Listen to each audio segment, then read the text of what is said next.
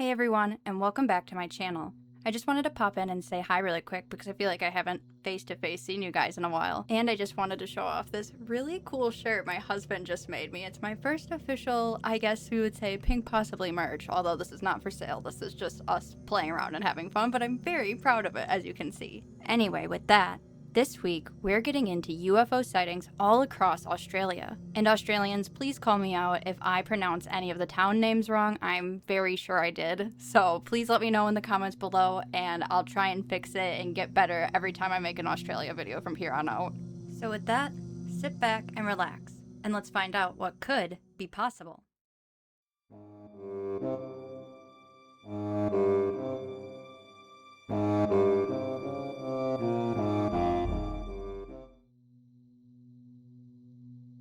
Maydena UFOs baffle experts.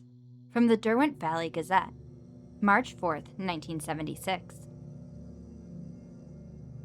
Unidentified flying objects continued their baffling flights over Maydena last week. After making about 6 appearances between February 17th and last Wednesday, the town was ready for the Thursday night flypast. Constable Mike Lowry of Maydena said locals arranged with one man to ring the church bell if any UFOs were sighted. The wait was not in vain. At 10:50 p.m., 2 UFOs were seen approaching the town from the east. The church bell was rung, and people poured out of houses into the main road and side streets. The Tasmanian UFO Investigation Center said there was no natural explanation for the sightings. No aircraft were in the vicinity. They were certainly not stars that were seen, and hoax balloon possibilities were ruled out. The wind was blowing the opposite way. Investigators said there was little doubt that the orange, yellow, or amber lights belonged to spaceships. They flew right over the town, and residents watched them for a good 12 minutes. People in better vantage points outside the town watched them for longer than that. The flight pattern of the UFOs was said to be as steady as a satellite's. As they moved to the west, one of the UFOs did a 90-degree turn and flew off toward the direction of Scotts Peak. Investigators said one sighting was made on February 17th and others on February 20th, and each night until February 26th. The times the UFOs appeared varied from 10:15 p.m. to 11:55 p.m., and hundreds of people saw them. Some watched through binoculars and telescopes, and one man claimed that when he looked at one of the lights, it took on the appearance of 2 lights, one at each end of a cage-like structure.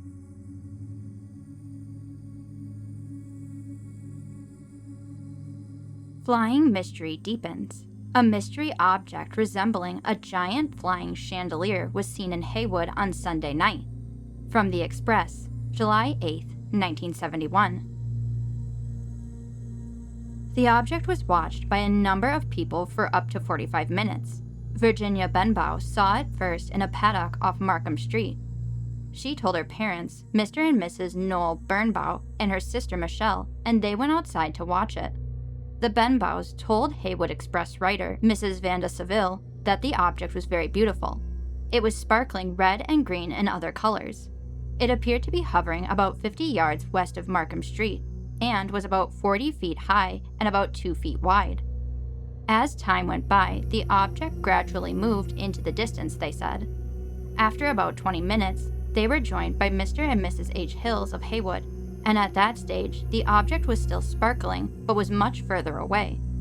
They drove to the police station and told Constable and Mrs. Peter Elliott, who, with their 3 children, watched the object disappear. The sighting was in a paddock behind Mr. and Mrs. Jim Stone's house, and the house of Mr. and Mrs. Keith Benbow. Mr. and Mrs. Stone said yesterday they were away on Sunday night, but Mr. and Mrs. Noel Benbow have told Mrs. Stone of the sighting. Mrs. Stone said the object was first seen about 7:15 p.m., and it was below the top of a gum tree in the nearby paddock. The flying chandelier is the latest of a number of mystery objects reported in the area. Strange flying objects have been sighted at Auray recently and near Portland. Near Dartmoor, a farmer reported a mystery swath in grass and ferns. At Casterton a few years ago, a mystery object flattened grass and rushes and left a plastic-like web on the ground in Dunrobin area.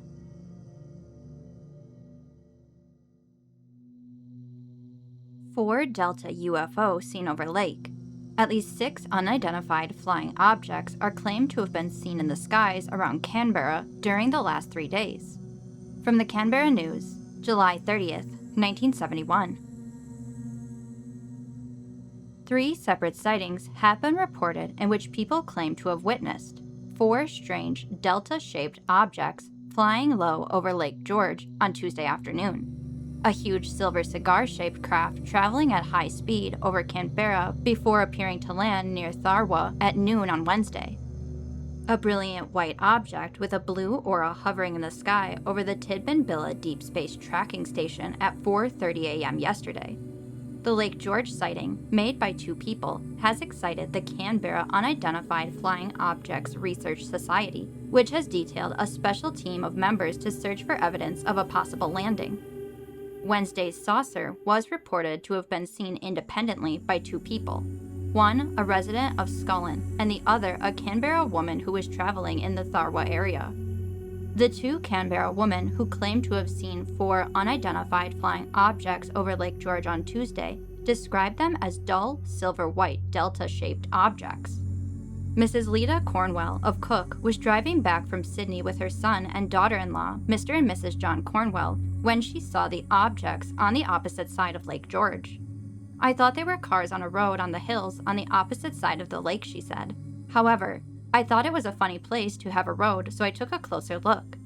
I saw them glide down the side of the hills, and I called to my daughter-in-law. She saw them too. They came right down the mountainside and disappeared behind some trees at the bottom. We saw 2 other objects, smaller than the first, high above the first 2.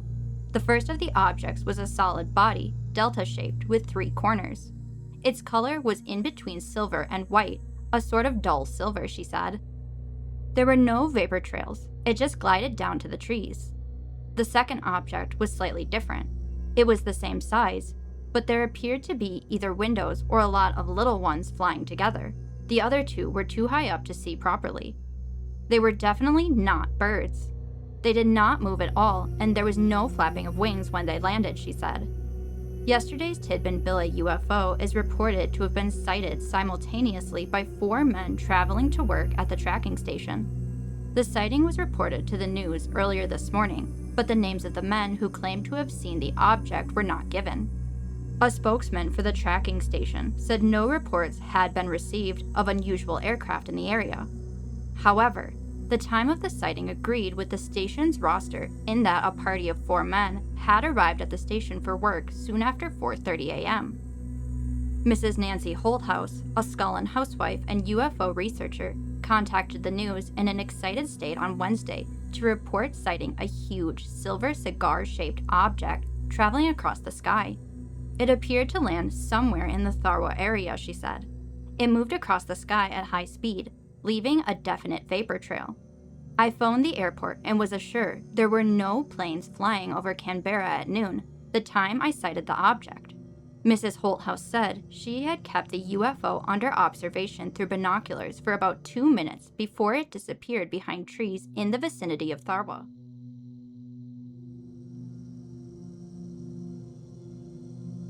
Scary night of lights. 2 strange flying lights set off police alerts across Melbourne and part of New South Wales and South Australia early today. From the Herald, April 15, 1974. A young, frightened woman who saw the lights burst into Russell Street Police HQ at 4:30 a.m. today. She said 2 flying objects seemed about to land in the city. Minutes later, the girl, a journalist, and 3 policemen saw 2 strange flying lights hovering over the city. They saw them from the Russell Street headquarters observation deck.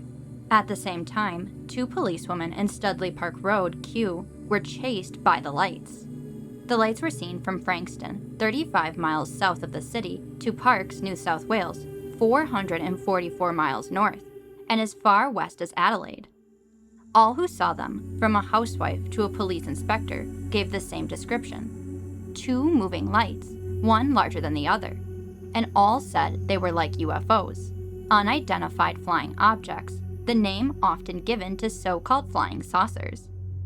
AAP reporter John Westbury, 31, was at Russell Street Police Headquarters when Carrie Sheehan, 20, of North Cody ran inside frightened. He said, "She rushed in and told us that 2 lights were going to land in the city. We went up to the 10th floor observation deck where I saw 1 big light and 1 small light. They were reasonably low, only a matter of thousands of feet. They moved apart and dropped lower, and then went up together. It really frightened the girl," he said. Westbury said he, the girl, and a senior sergeant, a senior constable, and an inspector saw the lights from the observation deck. Westbury said that 2 policewomen arrived as he was leaving and said the lights chased them up Studley Park Road Q. Westbury said Miss Sheehan claimed the lights swooped down toward her car as she was driving into the city with a man friend. He said she arrived at Russell Street about 4:20 a.m., and they saw the lights from the observation deck in the main Russell Street Police Building at about 4:30. Constable Ian Wilson, 27, who lives at Ballarat but boards at Melbourne in Moonee Ponds, saw the lights while driving through Melton at about 4:30 a.m. "I saw the lights over the southwest of Melbourne. They were too bright for stars, but when I looked again, they were gone," he said.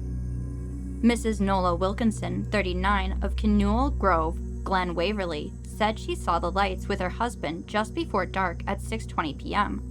"I thought it was a star at first, but it was so huge and so bright, I knew there was something screwy about it," she said. 2 policemen on night duty at Frankston Police Station also saw the lights, but they could not be contacted today.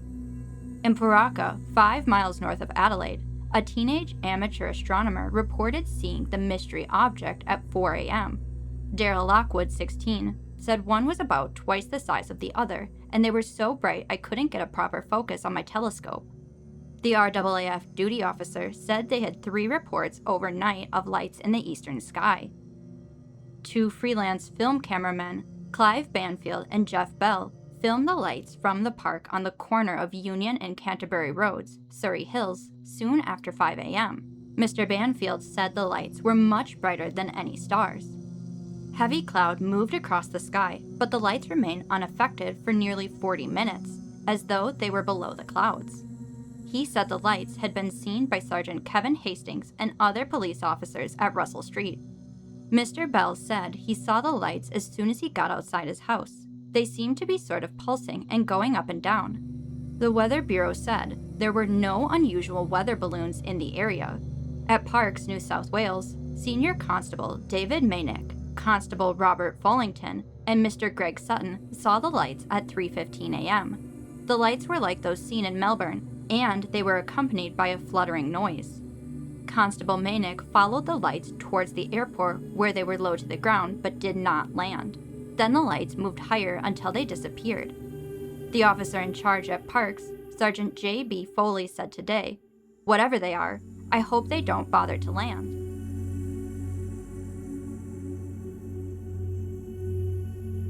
New mystery in saucer country. From the Sun Herald, June 8, 1975. Sydney television executive Ron Gaste believes he has uncovered new evidence of strange aerial phenomena in Queensland's famed flying saucer belt. The phenomena, a diamond-shaped clearing in a cane field and a bank of lights, appeared in aerial photographs he took near Tully, scene of earlier UFO, unidentified flying object sightings. He had no idea they were there until his photographs were developed, he said.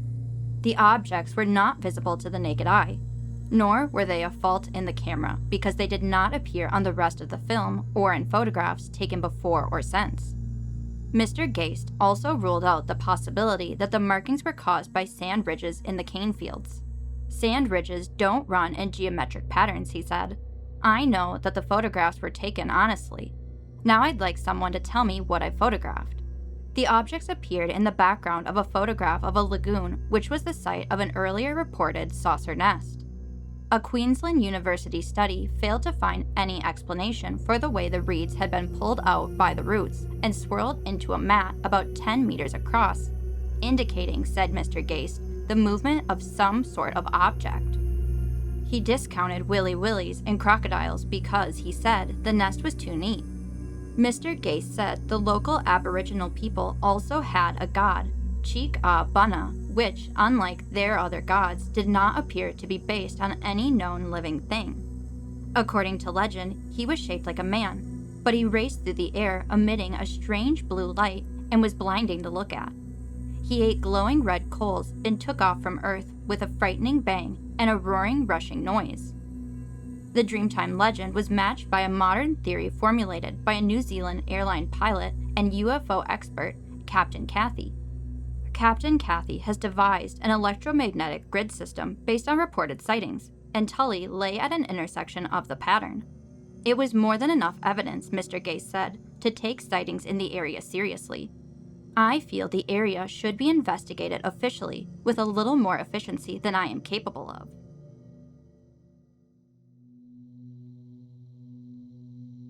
Residents see strange lights. 6 people in the Bull Street Caravan Park saw strange lights flashing across the sky on Tuesday night. From the Gladstone Observer, May 9, 1975. One of the eyewitnesses, Mrs. C.H. Korn of the Bull Street Park, said yesterday they first noticed a flashing light traveling west to east at 8:32 p.m. It was traveling slowly at a height estimated between 30,000 and 100,000 feet. Mrs. Korn said the object changed course to the south for a short distance and kept flashing at irregular intervals and strength. Suddenly, a small light dropped from the main one, then shot off toward the north-northeast. The main light then made an abrupt turn and zigzagged rapidly toward the east. Then suddenly, the flashing light disappeared, Mrs. Korn said. She did not think it was an aircraft because there was no noise. Another object dropped from it, and it followed an irregular path.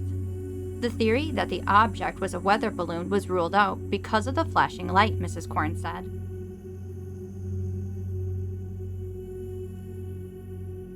Saucer report.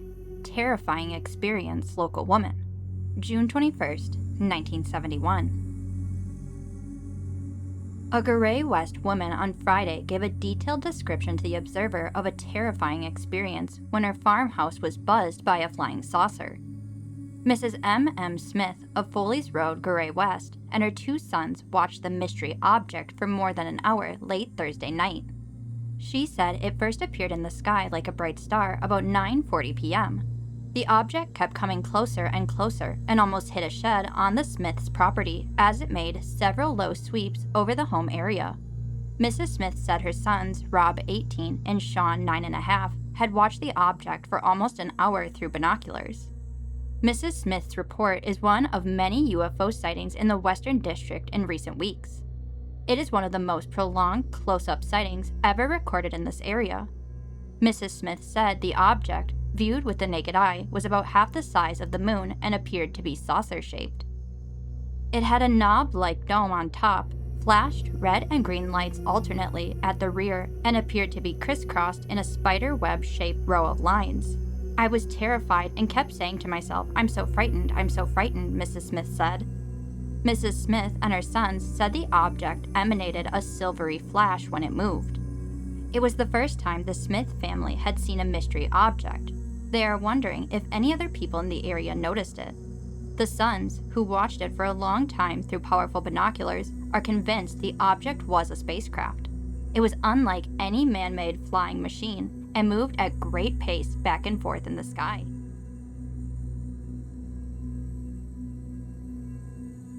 UFO escorts truck on trip through valley. From the Mercury, March 1st, 1976. 2 truck drivers had a hair-raising experience on February 17th when a UFO escorted them from Knive Hill, Waiatina to Berrydale. The men were taking a truckload of abalone from Strahan to Dover. One of them, Mr. Ron Wilson of Midway Point, is a maintenance engineer with Victorian Canning Company. He was driving when he first saw the UFO.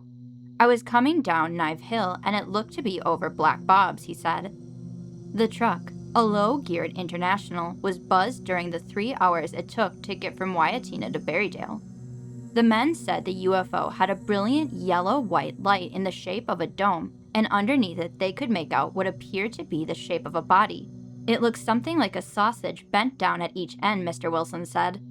It followed the truck down through Ouse and Hamilton. Near the old Plenty Bridge on the Lyle Highway, Mr. Wilson decided to stop, just to see if it would come any closer. He said it appeared to be 50 feet in diameter. As they stopped the truck, the UFO shifted from its escort position and flew over the River Derwent and hovered on the opposite side. As soon as we started the truck up, back it came, Mr. Wilson said. The men tried to use the wireless in the truck, but were unable to pick up any radio stations. All they got was a lot of static. The UFO was about 600 yards from the truck for most of the time. Between New Norfolk and Granton, the men could see it clearly outlined as it flew between them and the Dromedary Hills, and lower than the top of the hills. They kept it in sight until they reached Berrydale, when it started to climb and eventually disappeared. Mr. Wilson said after they passed through New Norfolk, another light appeared some distance away from the escorting UFO. This too kept pace until they reached Berrydale. He soon said after the UFO flew off, the radio started working normally.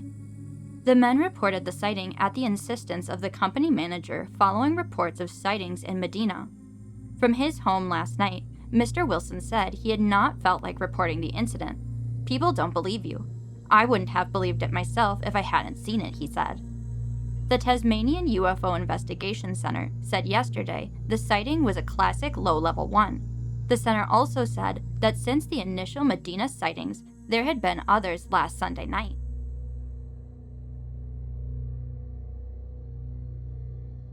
Widow reports Christmas tree UFO. From the Sydney Telegraph, August 7, 1971.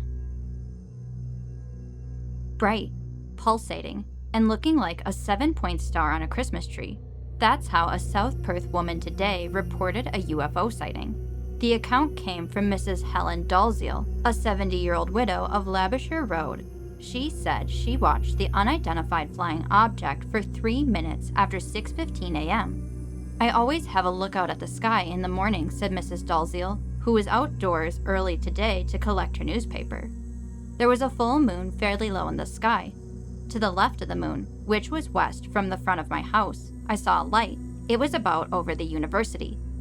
I thought it was a plane or a satellite at first, but it wasn't moving, Mrs. Dalziel said. It was about the same level as the moon, but much closer. She described the object as bigger and brighter than any star she had ever seen. It looked like a glorified, 7-pointed Christmas tree star. The light was a pale yellow, like lightning, and it pulsated slowly. After watching it for about 3 minutes, I began to get cold and went back to bed, she said.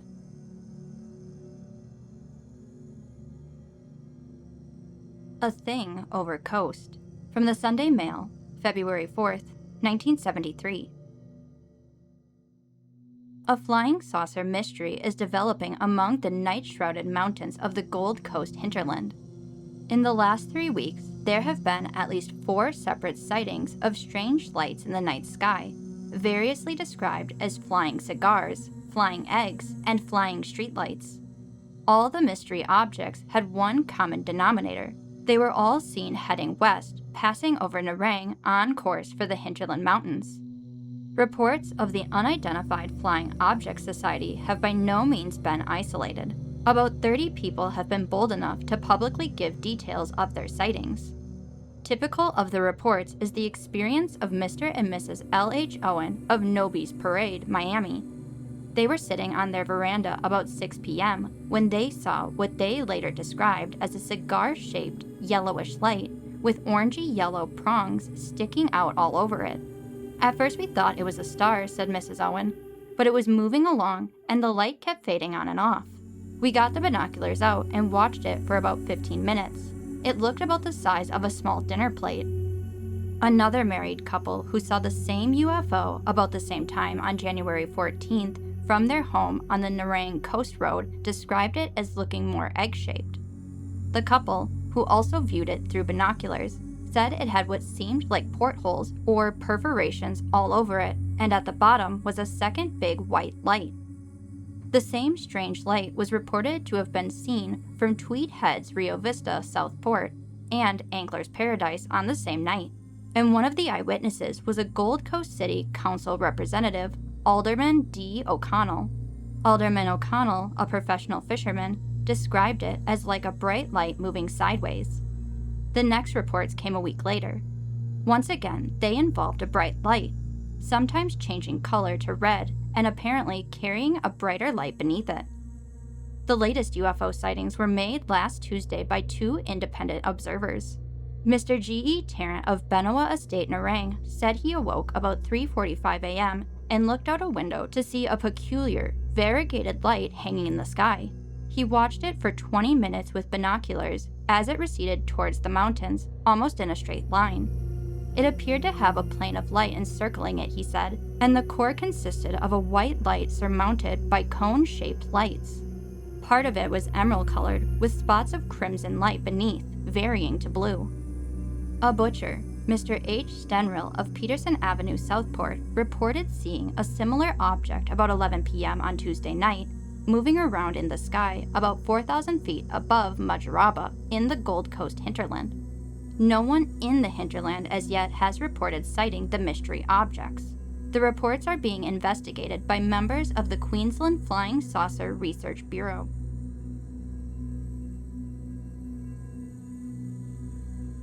Narrandera boys sight UFOs.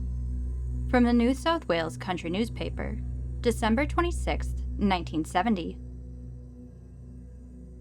3 Narrandera boys claim to have sighted what they believe was a flying saucer or unidentified flying object at Narrandera on December 16th at approximately 9:35 p.m. The boys are Peter, Tony, and Rodney Patterson of 43 Ferrier Street, Narrandera. In a letter to the editor of the Narrandera Argus, the boys wrote, "We observed a small speck of light traveling in a north to south direction, moving at a considerable speed. This speed was enough in our opinion to allow it to move from one horizon to the other in 4 to 7 minutes. This light fluctuated on and off at regular interval. This led us to believe that it was the underside of an aircraft on a north-south route. However, this was refuted by the lack of other colors such as red. The color of a single light, that of white, was only detectable. Before it reached a 90-degree altitude with the Earth, it disappeared from view. Peter had been using Rodney's telescope to capture an image of the thing which had captured our imaginations. The restriction on the field of view together with the velocity of the object made it impossible to track. In a combined effort, we gazed into the heavens, hoping to see it again. After 3 or 4 minutes, we thought it had gone forever. However, it had not. 2 or more minutes later, we spotted it again, traveling in a straight line. A very short time later, it disappeared, and this was the last time Peter and Rodney were able to see it. Tony spotted it again in the southwestern sky, but before we could confirm what he had seen, it had disappeared into the millions of similar-looking stars in the sky. From our observations, we drew the following conclusions. It was not a plane. It was not a satellite because it went on and off, whereas a satellite does not. Satellites often tumble while in orbit, and the motion of this object was more fluent. If what Tony saw was correct, that if it was a satellite, it had a very peculiar path. These are the facts as we saw them. Whether they point to the existence of flying saucers or UFOs, we do not know, but we shall always marvel at what man cannot understand nor explain.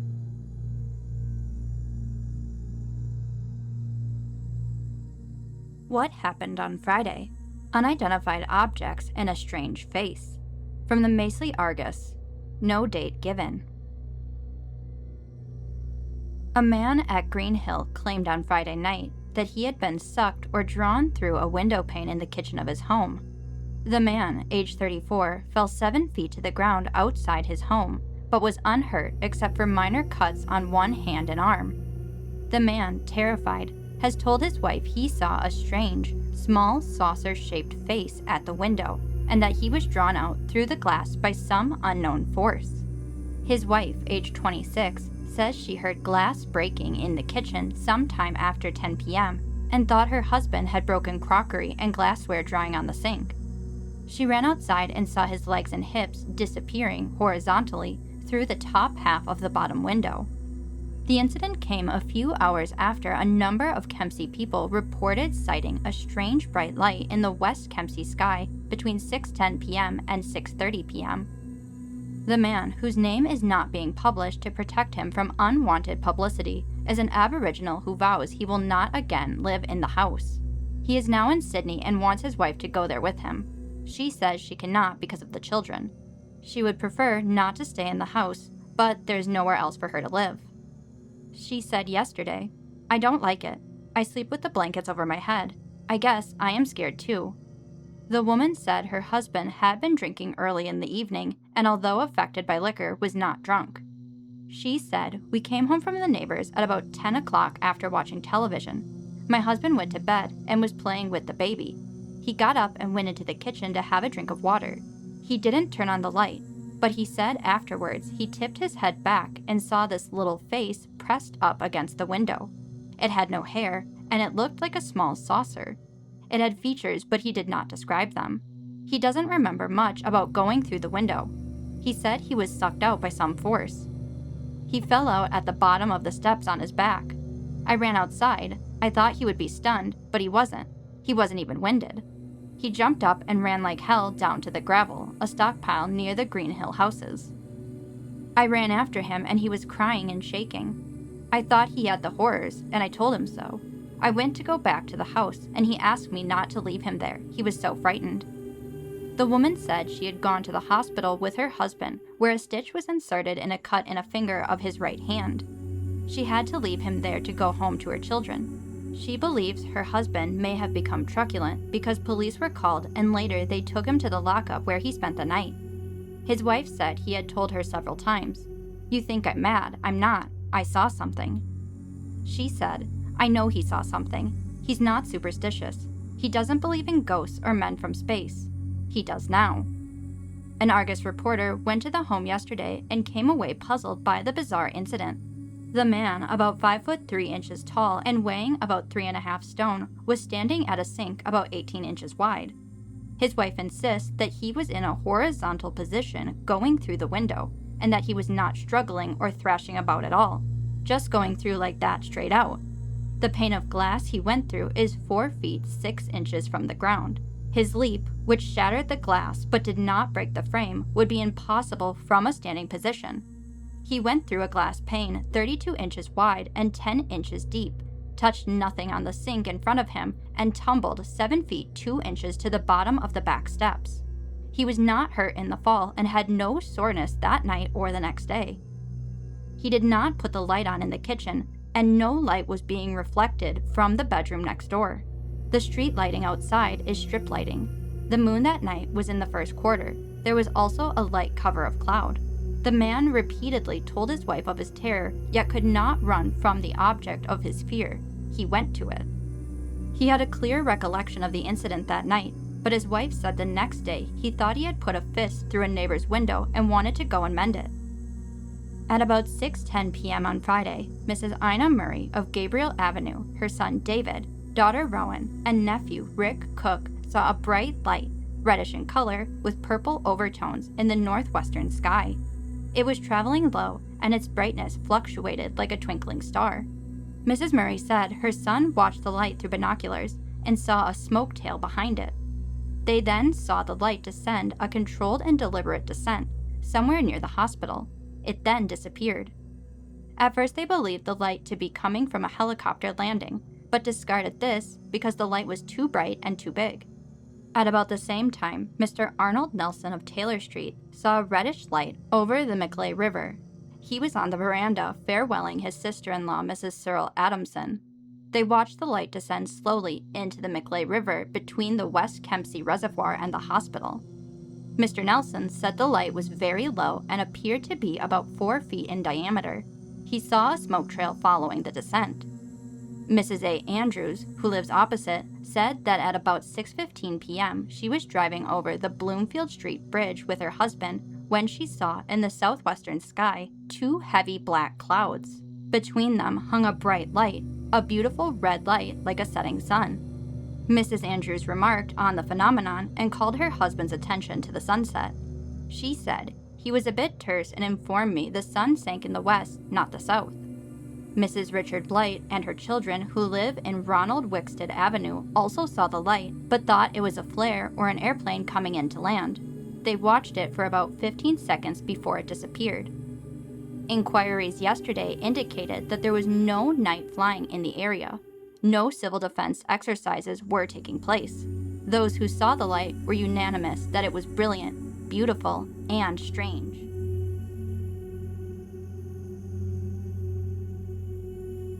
Schoolgirl scared by flying object.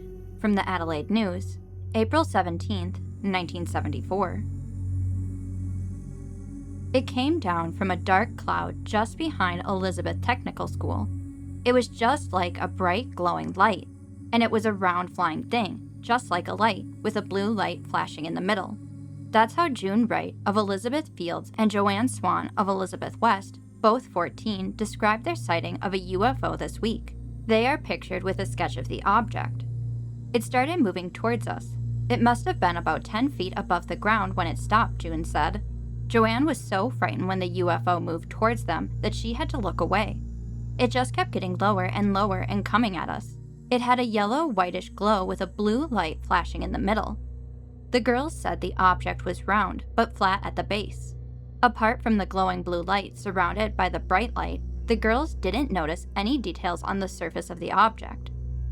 Southeast farmer Brian Monroe and his wife Pam claimed today that they were chased by a UFO for 10 miles and then bailed up near a neighbor's drive for 2 hours by the object on March 23rd.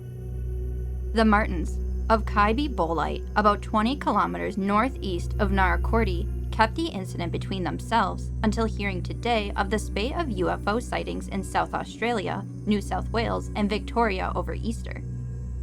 Mrs. Monroe, who was driving home with her husband after a wedding reception in Narrandera, first saw the object. We just sat in the car, petrified until dawn, about 2 hours after first sighting the object, before it raced away at high speed to the east.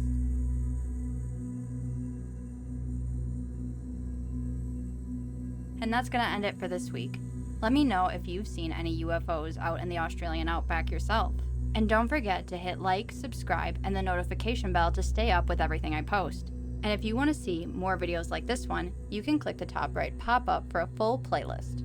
Stay curious, stay questioning, and think what could be possible.